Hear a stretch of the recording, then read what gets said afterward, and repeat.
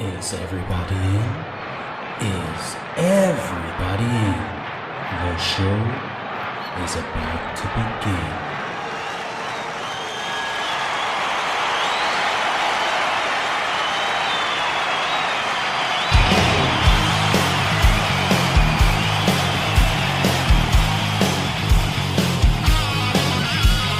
Welcome to the podcast, concerts that made us, interviews and stories, tales from the bus. We love taking you back to when it all went down, the greatest live shows and the cheering crowd sound. It's concerts that made us, concertsthatmadeus.com.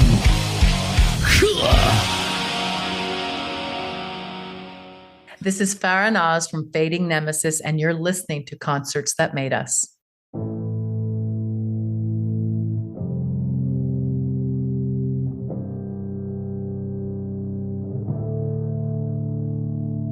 Richmond, North of Richmond.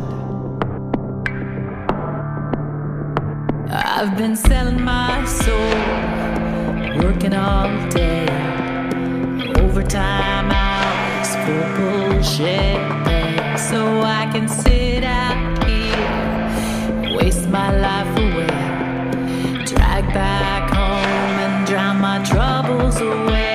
It's a damn shame what the world's gotten to for people like me and people like you. If I could just wake up and it not be true, but it is, oh it is, living in the new world with no soul. These rich men north of Richmond, Lord knows they all just wanna have total control, wanna know what you think, wanna know what you do, and I don't think you know, but I know that you do, because of Richmond north of Richmond. I wish politicians would look out for minors, and not just minors on an island somewhere. Lord, we got folks in the street, ain't got nothing to eat, and the obese milking welfare. Well, God, if you're 5'3" and you're 300 pounds, taxes ought not to pay for your bags of fun rounds. Young men are putting themselves 6 feet in the ground when all this damn country does is just keep on kicking them down. What's this world gotten to for people like me, people like you?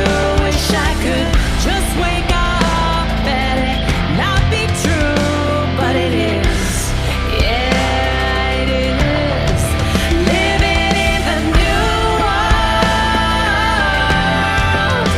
with no soul. These rich men north of Richmond, Lord knows they all just wanna have total control, wanna know what you think, wanna know what you do, but I don't think you know, but I know that you do, cause your dollar is shit, and it's taxed to no end, cause of Richmond, north of Richmond. I've been selling my soul, working all day, overtime hours for bullshit pay. Farah Naz, you're very welcome to Concerts That Made Us. Thank you for having me, Brian. I'm delighted to have you now. I'm really looking forward to diving into your music over the next bit. So, Fading Nemesis just released a reimagined rendition of Oliver Anthony's Rich Men North of Richmond. It really kind of shows your diversity as a band. Can you tell us a bit more about it? Absolutely. I think at the end of the day, Fading Nemesis is we're heavy. Obviously, we fit into a heavier genre, but it also, I think, because the songs are based on storytelling, we tend to basically transcribe into any mainstream human, really, everybody. It's mainstream to a certain level. And when Oliver Anthony's song hit, I mean, it's just been out since August 9th, I think, his original one. It's been a fast ride for him to the top.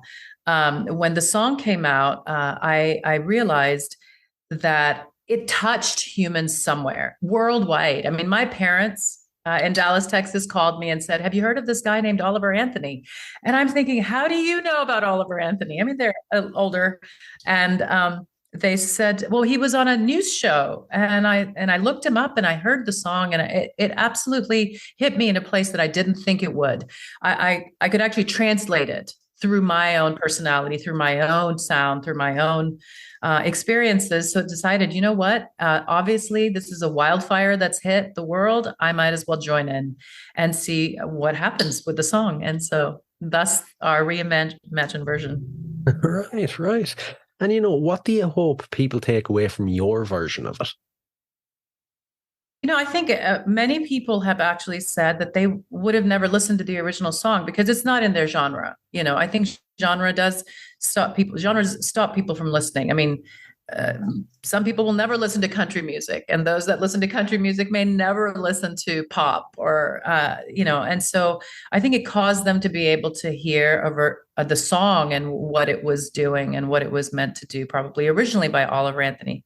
And just reimagined by me, because for me it's more of a human song. It's a human story of, if you've been exhausted, then this song will absolutely touch you. If you've been exhausted by anything in life, or if you've been wounded or misrepresented, this song will reach you.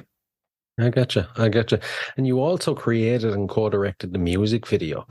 Where did you get your kind of inspiration for it? And can you tell us a bit about what went into making it? Yes.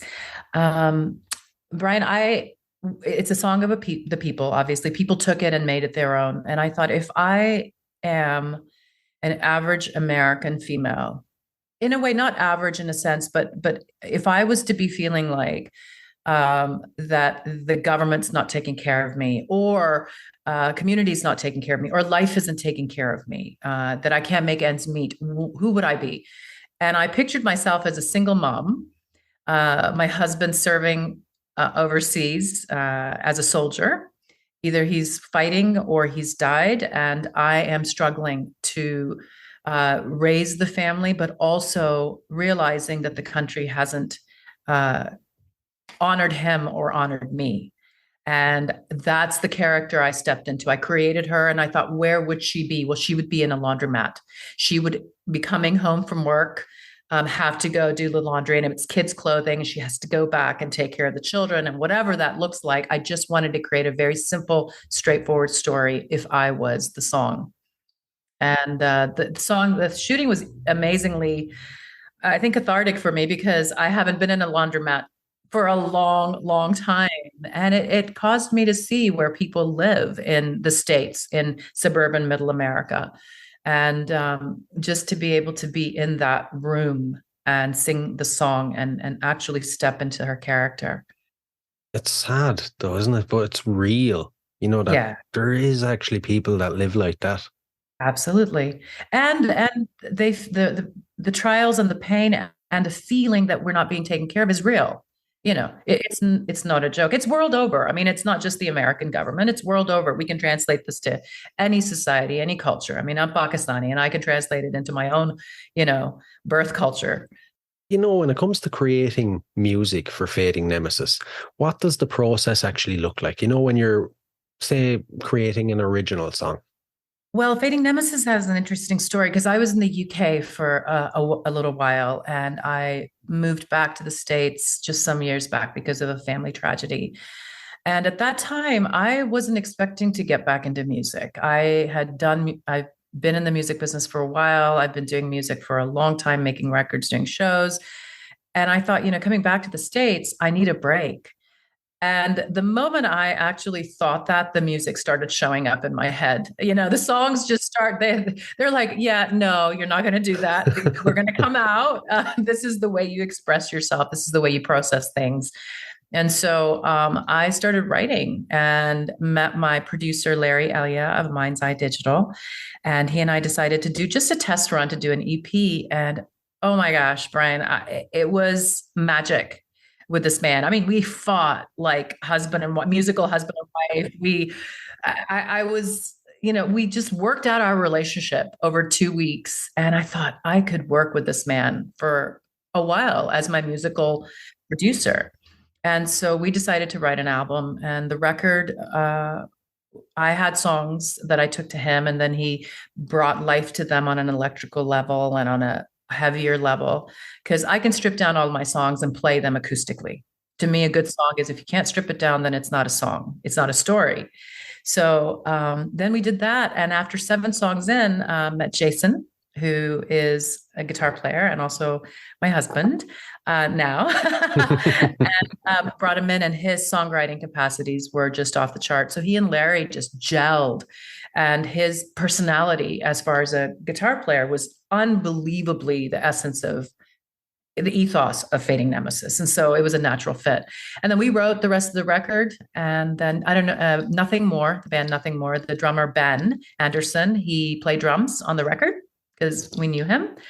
And then we thought, you know what, we need to put a whole band together to take this out to the people. So we did. We brought in Chris and Kyle, drummer and bass player, and then did a couple of shows with Peyton Parrish to test out the songs. And now we're just getting ready to release the record, probably spring of 2024. I was going to mention that, actually, the record. What can we expect from it? I know there's a lot of people looking forward to it. Thank you. It is a journey, Brian. It was the trauma that caused it to come out, right? And my personal trauma that I went through. And I think I'd written some of the songs prior to the accident that I experienced in the UK. And the entire song is my journey on the discovery of what freedom is. What does it mean? Here I am, a Pakistani who grew up in the States and now live in the UK.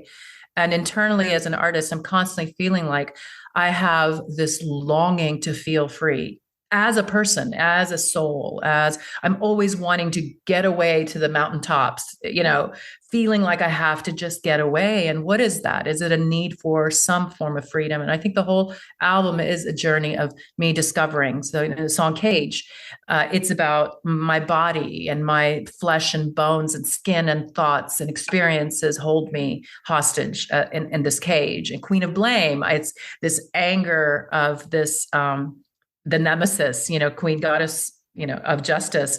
And she has just had it with people, with humanity. And so the whole thing is just this reaction and response to the need for freedom and the experience of trauma, I think.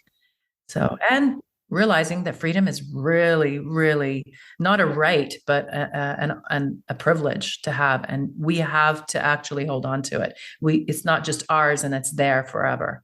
We have to fight for it, and we have to embrace it and recognize it. I couldn't agree more.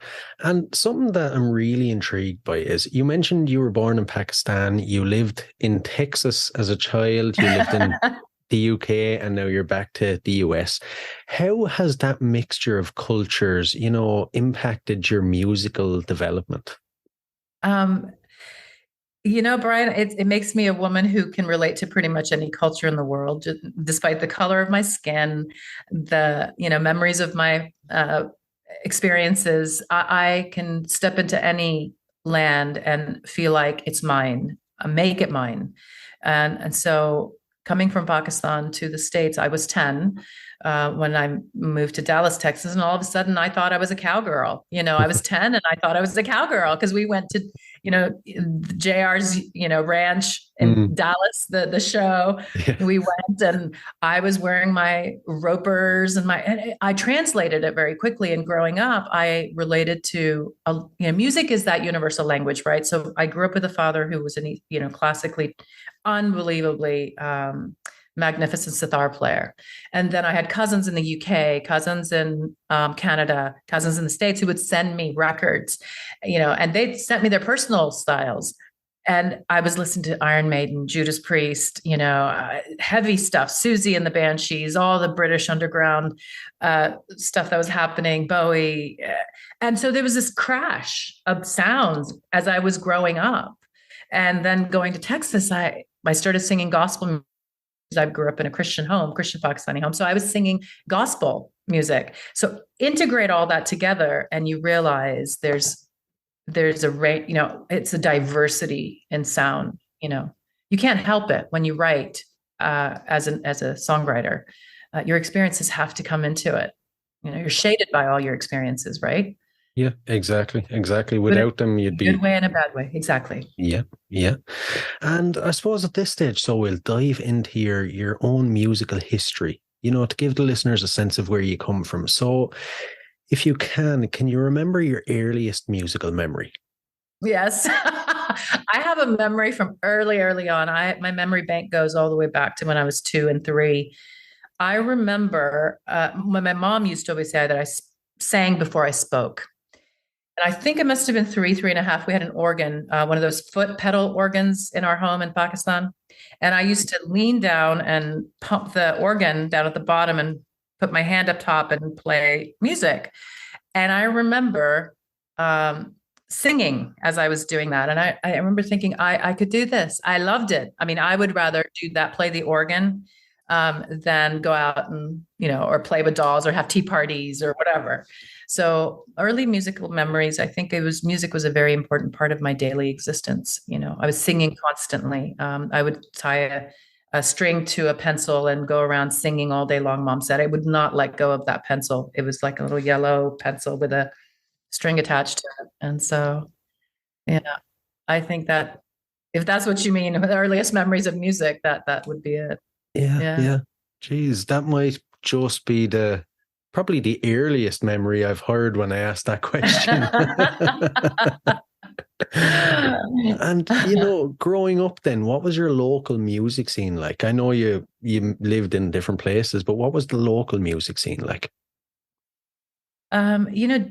Dallas, when I was growing up, there was a big influx of energy that was happening. You know how we think of Seattle and the grunge movement came out of it, but Dallas had an era, and I think people didn't recognize it. There was some incredible stuff coming out of Dallas when I was starting to become a part of the scene. The diversity, the record labels were just starting to move into Dallas. They had just set up headquarters. Sony had moved in, Island had moved. I mean, all the record labels were starting to have offices there. So I think there was just an excitement of what was there was a diversity,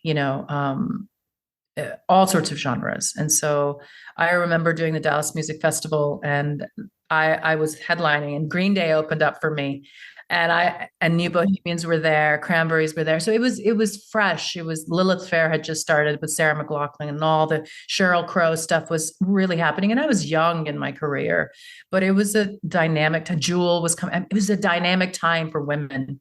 Sinead, sadly, she has left us, but Sinead was influencing so many powerhead women, Tori Amos, Bjork.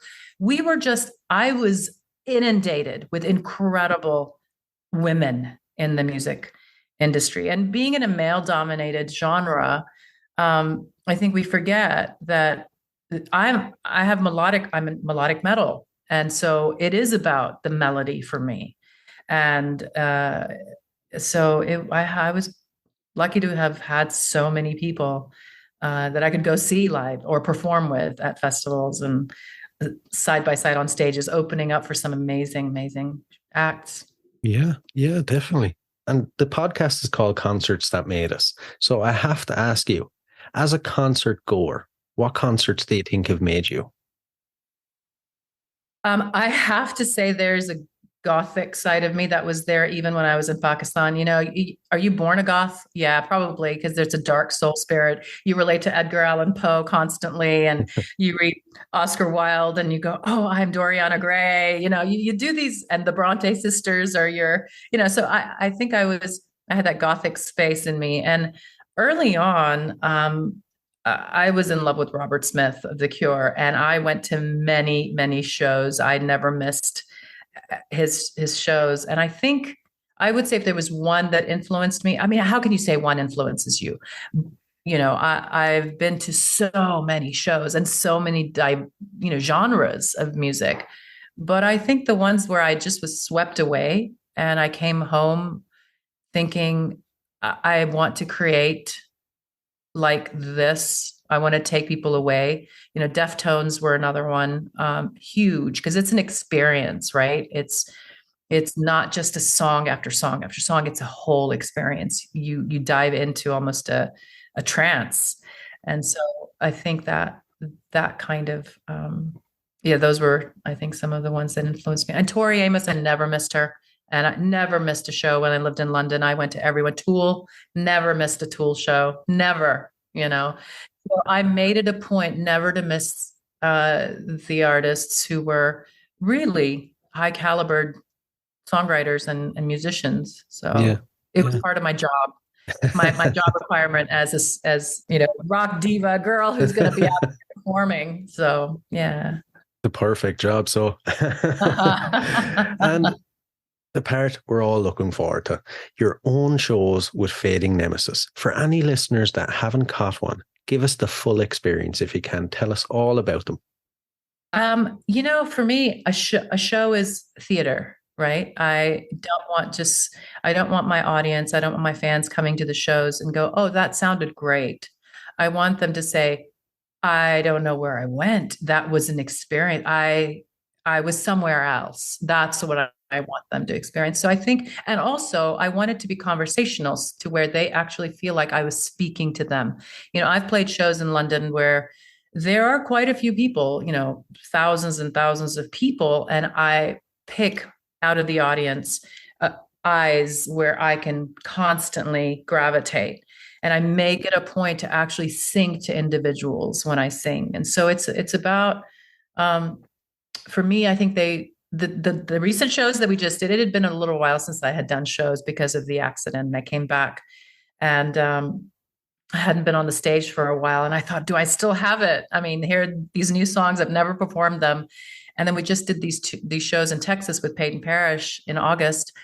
And oh my gosh, Brian, I could not get enough of the audience. I wanted to talk to them. I wanted to sing to them. I wanted to get into their minds and into their hearts. And so I think they can be guaranteed that they will feel like I was singing to them.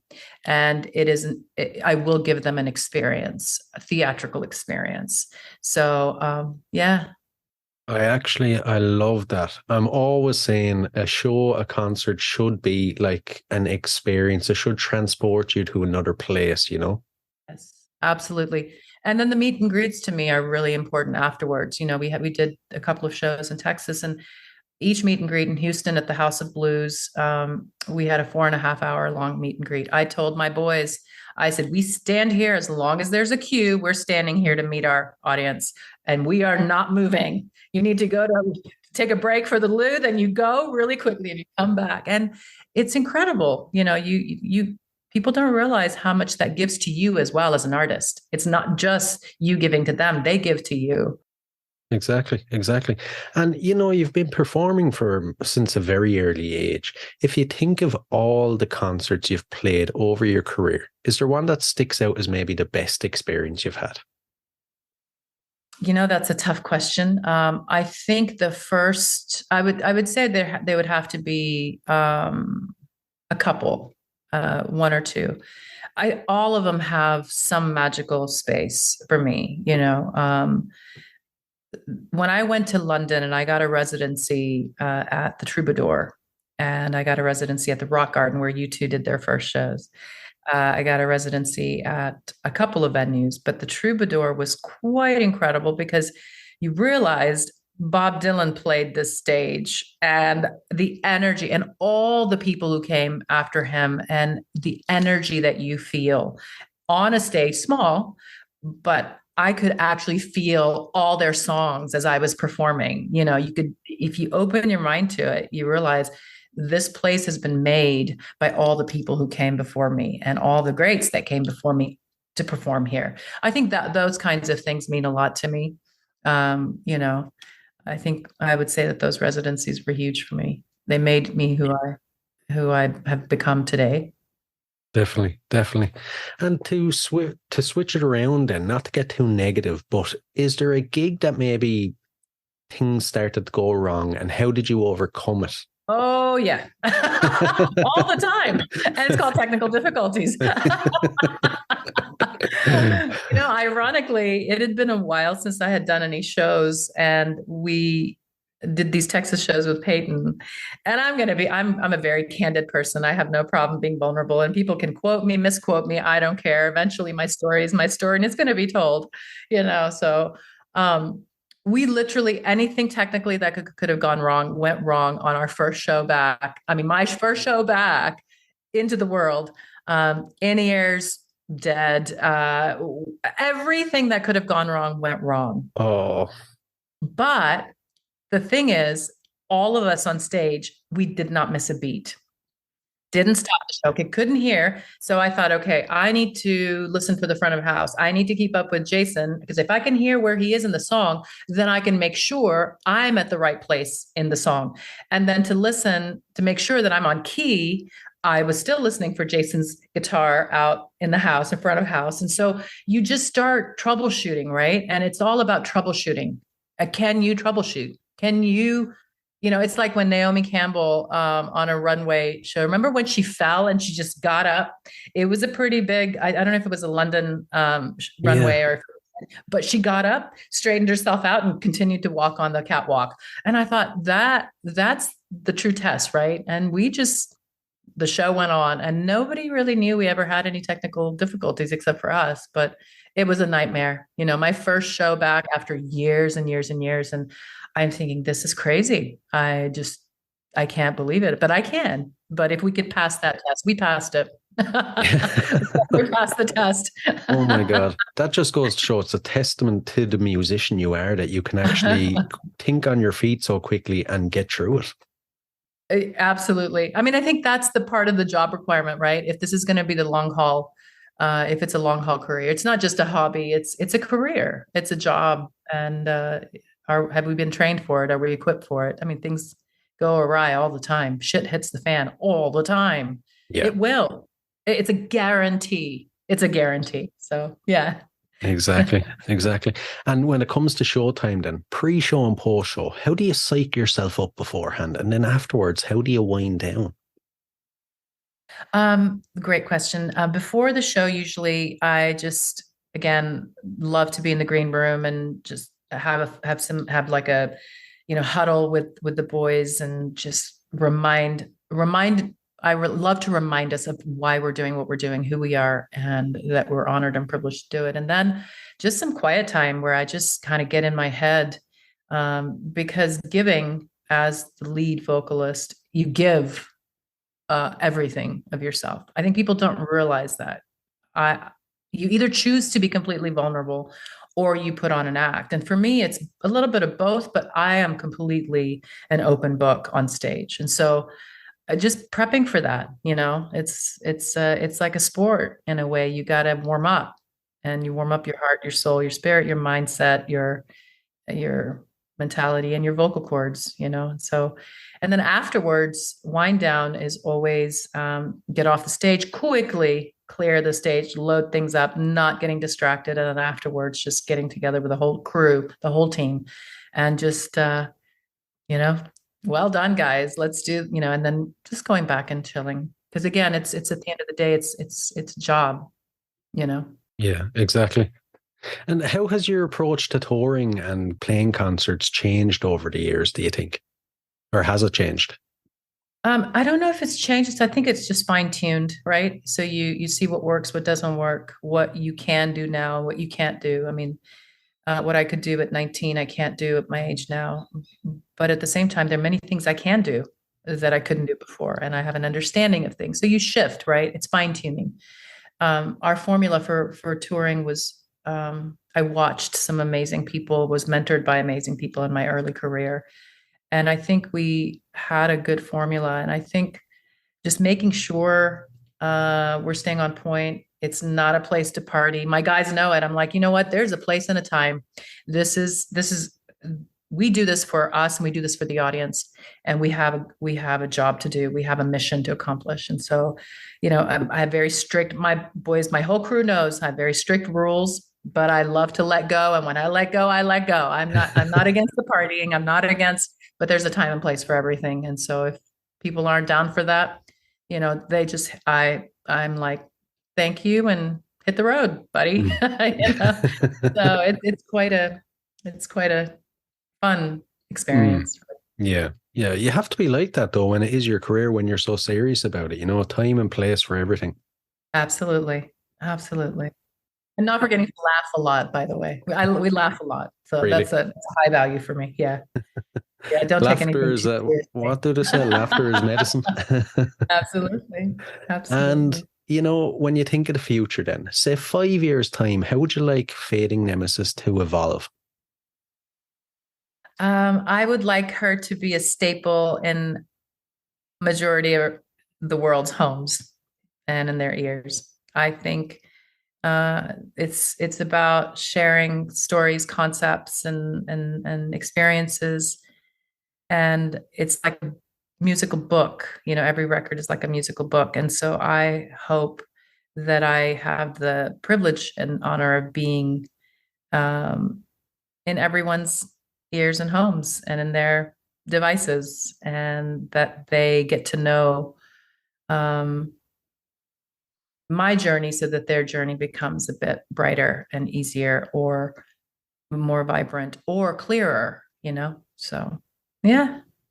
Well, I'll definitely have my fingers crossed. I hope it happens. Thank you. And before we dive into the last couple of questions, I know the album is coming out in spring 24. Is there anything else you want to share with us? Any more future plans, more music videos, gigs? Yes, we are at the moment working out, just working on getting touring set up for us for summer, festivals and things. Again, we are fresh back out again. August is, first single was released, and the record had so many songs that our team was just like, you got to put this out as a single. You got to put this out as a single. So we thought, we don't have a label telling us we got to put the record out by this time. We have control over it. And I like that control because the songs are coming out one after another, but we have the freedom and the liberty to do that at this point. So once the record comes out, then we'll tour the record. And so we're at the moment working on some pretty amazing opportunities. And so we'll announce those as soon as they're solidified. We did the test shows with Peyton in order to just see if the album was going to work. And it definitely is going to work. And then the music videos, we are shooting another music video coming up for one of the singles that's come out. Allegiance now is one you need to keep an eye out for.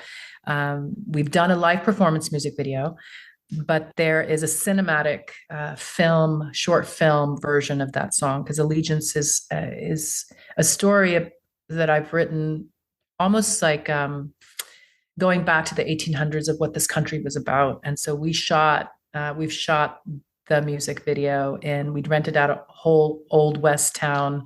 We shot it like a Western, like the show 1883, if you've seen it. So that should be coming out early next year as well. So we're just compiling all of the footage for that and finishing shooting that. So we went back in time to shoot. Yeah.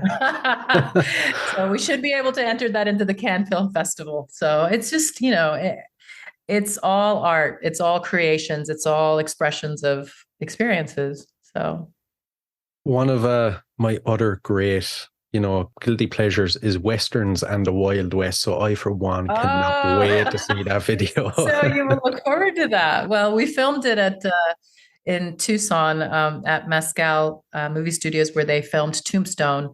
And they filmed all the greats there. So we rented the entire town and decided to film our music video there. Oh my God. Sounds brilliant. Thank you.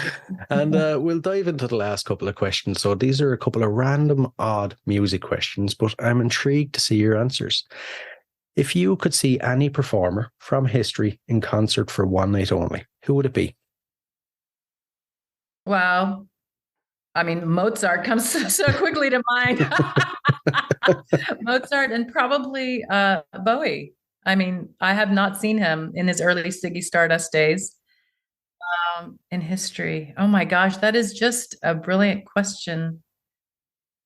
I don't know why Mozart came up, but Tchaikovsky. I mean, I am a big classical music.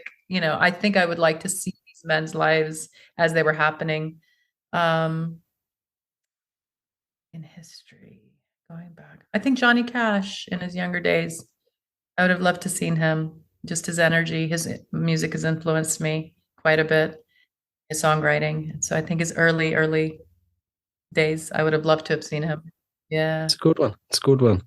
And here's where the odd part comes in. If you were locked in a room for 24 hours with any musician from history, who would you pick? Oh my goodness. Wow, that is a good question. I've never been asked that question. If I was locked in a room only for 24 hours, that's a shame.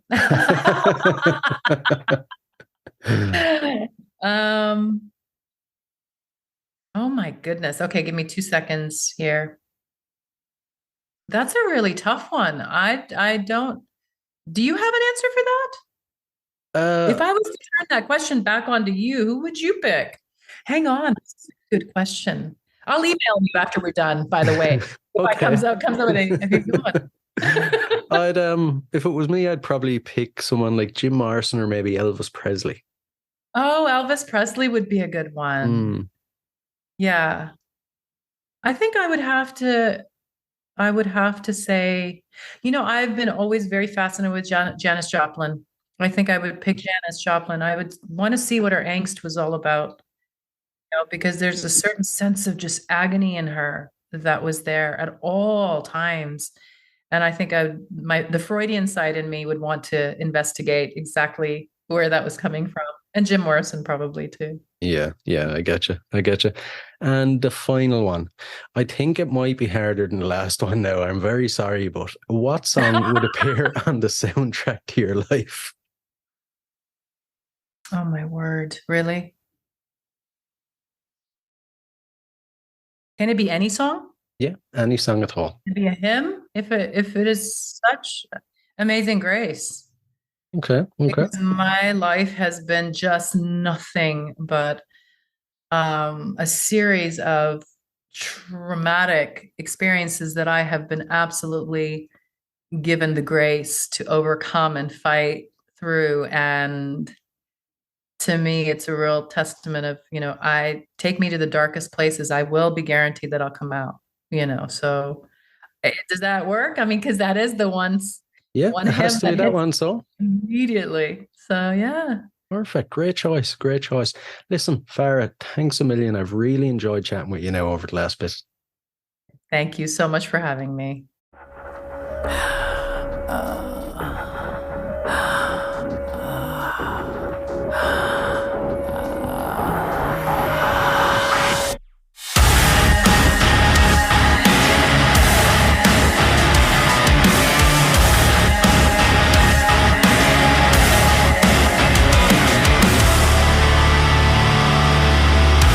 Time and time again, you held my mouth.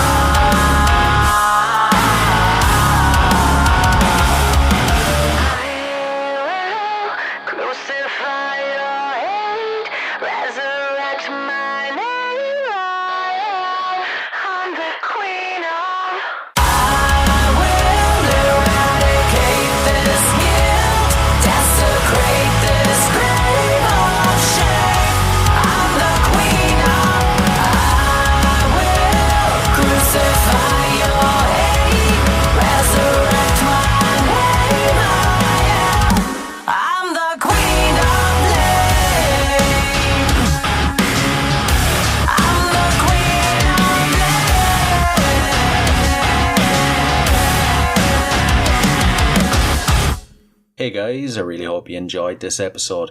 If you did, please rate and review us on iTunes and Spotify. And if you're interested in signing up to Band Builder Academy, use the link in the show notes below and enter the code CONCERTS and you'll receive 10% off. So, until next time, keep rocking.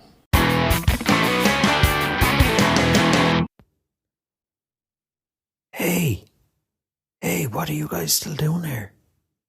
The show's over. It's over. You can go home. Go on. We'll see you next time.